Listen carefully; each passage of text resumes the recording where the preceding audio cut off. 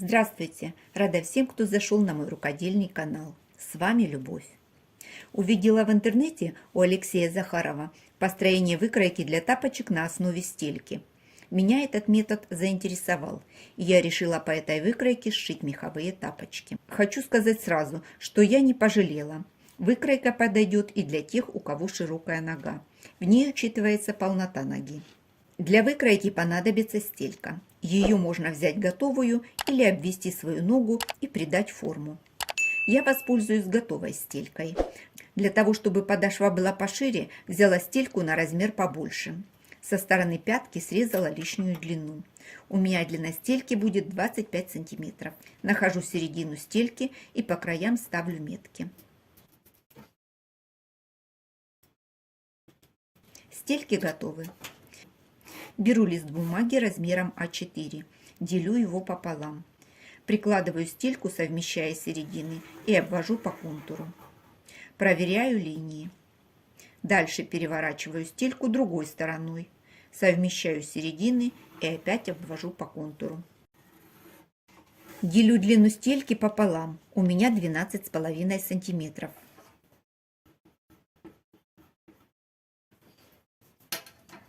Вверху провожу линию. По внутренним контурам провожу линии через всю длину. Если вы заметили, идут они под наклоном.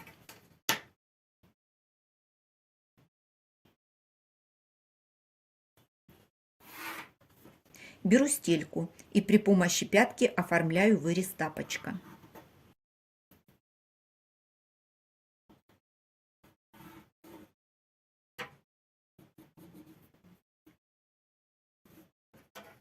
От намеченных линий откладываю высоту тапочка. У меня 6 сантиметров.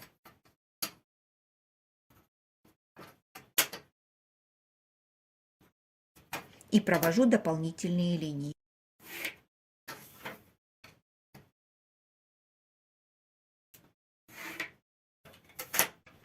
Опять беру стельку и оформляю внешний срез тапочка.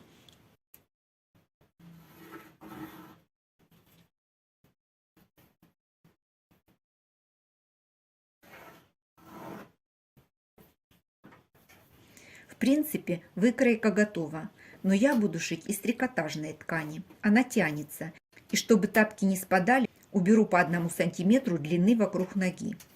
Обвожу основные контуры выкройки. Сделаю это маркером, чтобы было лучше видно.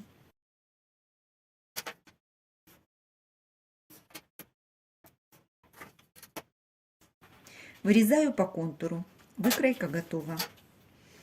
В этой выкройке глубина рассчитана до подъема ноги. Если нужны тапочки более открытые, можно убрать пару сантиметров.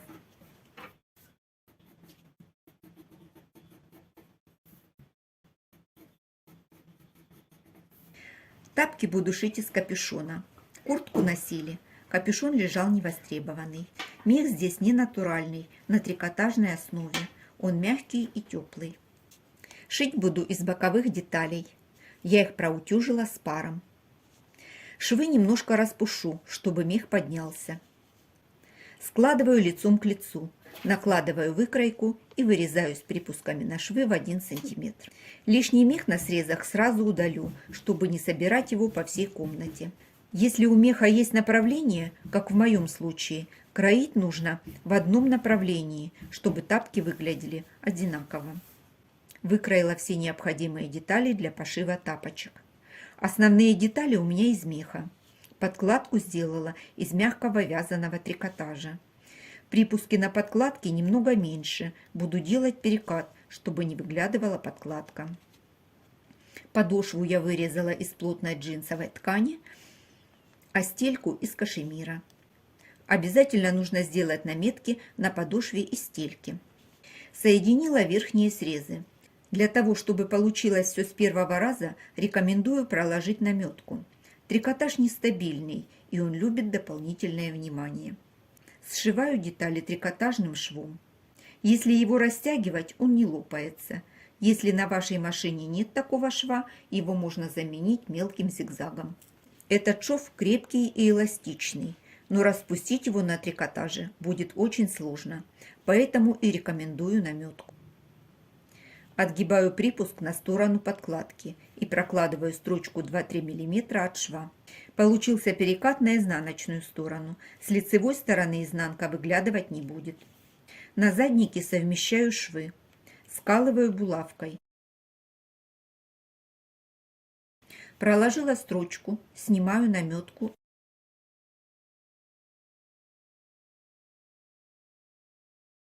и выворачиваю. На сгибе получается уплотнение. Беру ножницы и высекаю все лишнее. Расправляю швы, совмещаю и фиксирую. Скалываю подкладку с основной частью по всему кругу.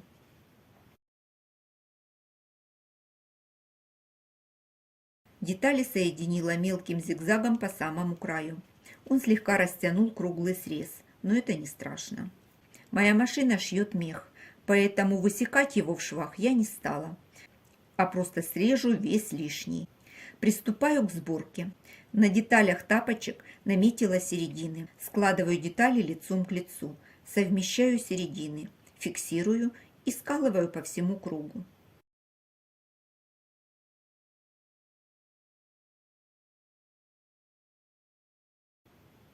Приколола подошву кверху. Смотрите, в районе пальцев остается лишняя ткань.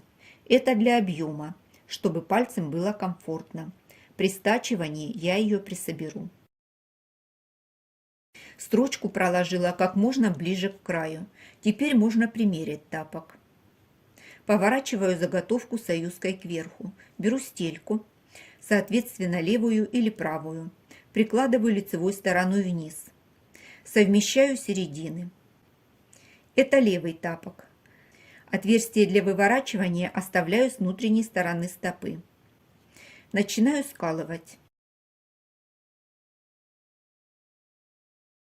Делаю это не спеша, поправляя деталь, которая находится внутри.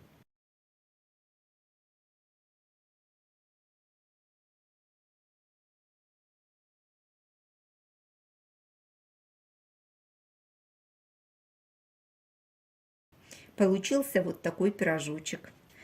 Первый шов я прокладывала как можно ближе к срезу. Потом я померяла тапки. Припуски на швы я оставляла большие, на всякий случай.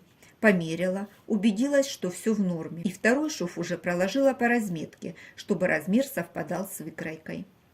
И теперь смело срезаю все лишнее, чтобы припуски не давили ногу. Через оставленное отверстие выворачиваю тапок на лицевую сторону. Начинать лучше со стороны пальцев и делать это не спеша. Выправляю все швы. Отверстие зашью вручную. Если вы хотите сделать подошву поплотнее, возьмите стельку, обрежьте ее по контуру, вставьте внутрь через отверстие и потом зашейте. Шов на тапочке я закрыла потайным швом. Стельку не ставила, хочу, чтобы тапки были мягкие. Все швы в тапочках спрятаны. Выглядит все аккуратно. И с этой стороны тоже.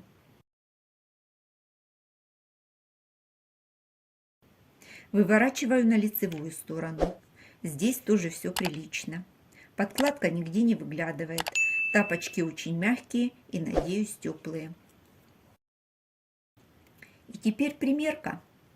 Тапочки легко одеваются на ногу. Сели по ноге замечательно. Нигде не тянет и не давит. Задник на тапках хорошей высоты. Как раз проходит под косточкой. Очень удобные. Снимаются тапочки также легко. И вот второй тапок.